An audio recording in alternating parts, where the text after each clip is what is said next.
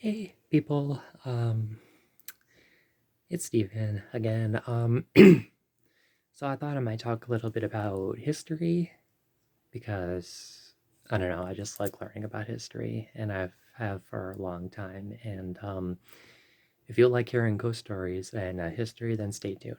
Um, so when I was 14, I first discovered a biography video about Judy Garland. And if you haven't heard her whole story yet, then stay tuned. So most of you might remember her by being the lead role in Wizard of Oz as Dorothy. Um, but here is her whole life story behind the scenes and the spooky ghost story and the tragic tale. Now, I first heard about this tale when I was about 14. Like I said, I first discovered a biography about it, but anyway, let's just get right to it. So, in the late 1920s and early 1930s is when Judy Garland made her very first public appearance. She was born Frances Ethel Gum, and she and her sisters, as the Gum sisters, would make public performances during that time. There's about two footages, only two, of her performing as a child. In the mid 1930s, she signed a contract fully committing, to Louis B. Mayer and MGM Studios to be a lead acting role in the studios, which was a very serious job at the time. And little did she know that it was going to be a very hard job and a lot of stress, pain, and pressure, and just constant pressure, basically. And she obviously had no idea of the fate that she was about to encounter, and she had no idea where she was going, but she did it because mainly because her mother was a stage mother and she was encouraged to do it, and she was also determined because she loved to perform.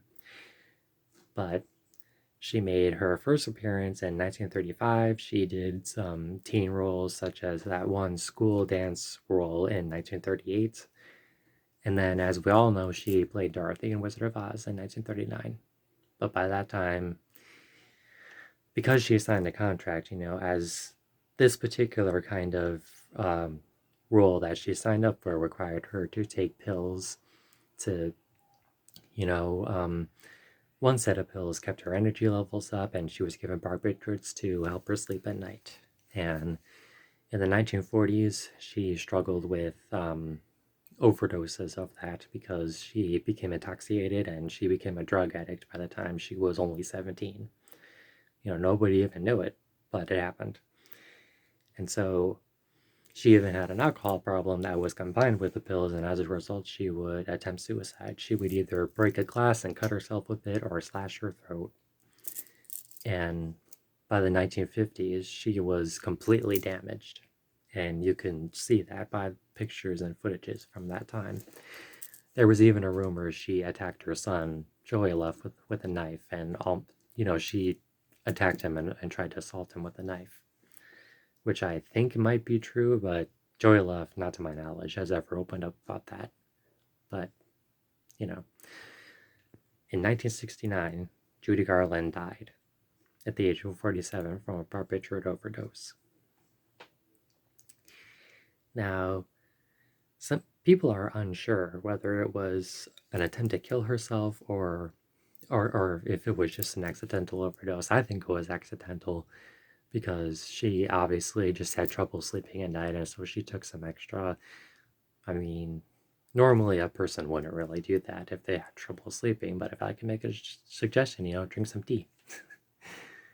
And to this day, they still say that Judy Garland's ghost haunts the Palace Theater in New York City. In 2001, her Judy Garland's daughter, Lorna Luft, wrote a book and also was co-executive producer of the movie Me and My Shadows, which explains the whole story about her mother. And yeah, that's my whole history story, you know. So